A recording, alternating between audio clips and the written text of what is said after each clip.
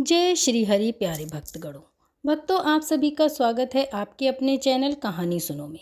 कहानी सुनो में आज की हमारी कहानी है ब्रह्मा जी ने क्यों अपनी पुत्री सरस्वती से विवाह किया था। हिंदू धर्म के दो ग्रंथ सरस्वती पुराण और मत्स्य पुराण में सृष्टि के रचयिता ब्रह्मा का अपनी ही बेटी सरस्वती से विवाह करने का प्रसंग है, जिसके फलस्वरूप इस धरती के प्रथम मानव मनु का जन्म हुआ। लेकिन ब्रह्मा ने अपनी ही पुत्री से विवाह जैसा निंदनीय काम क्यों किया, इसका जवाब जानने के लिए सुनाते हैं ये कहानी। सरस्वती पुराण और मत्स्य पुराण में वर्णित कथाओं में कुछ भिन्नता है, इसलिए हम आपको ये कथा सुना रहे हैं। सरस्वती पुराण के अनुसार सृष्टि की रचना करते समय ब्रह्मा ने सीधे अपने वीर्य से सरस्वती को जन्म दिया था। इसलिए ऐसा कहा जाता है कि सरस्वती की कोई माँ नहीं, केवल पिता थे। सरस्वती को विद्या की देवी कहा जाता है, लेकिन विद्या की यह देवी बेहद खूबसूरत और आकर्षक थी कि स्वयं ब्रह्मा भी सरस्वती के आकर्षण से खुद को बचाकर नहीं रख पाए और उन्हें अपनी अर्धांगिनी बनाने पर विचार करने लगे।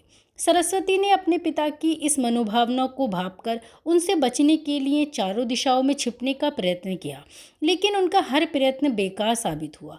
इसलिए विवश होकर उन्हें पिता के साथ विवाह करना पड़ा। ब्रह्मा और सरस्वती करीब 100 वर्षों तक एक जंगल में पति पत्नी की तरह रहे। इन दोनों के एक पुत्र भी हुआ, जिसका नाम रखा गया स्वयंभू मनु।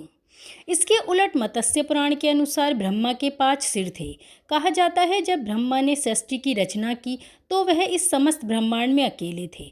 ऐसे में उन्होंने अपने मुख से सरस्वती सांध्य ब्रह्माई को उत्पन्न किया।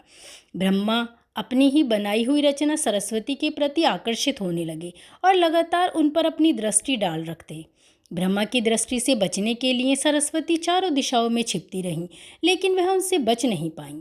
इसलिए सरस्वती आकाश में जाकर छिप गईं, लेकिन अपने 5वें सिर से ब्रह्मा ने उन्हें आकाश में भी खोज निकाला और उनसे सृष्टि की रचना में सहयोग करने का निवेदन किया। सरस्वती से विवाह करने के पश्चात सर्वप्रथम मनु का जन्म हुआ।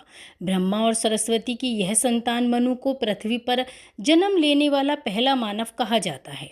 इसके अलावा मनु को वेदों, सनातन धर्म और संस्कृत समेत समस्त भाषाओं का जनक भी कहा जाता है। तो ये थी कहानी ब्रह्मा जी का सरस्वती से विवाह होने की अजब और गजब कहानी।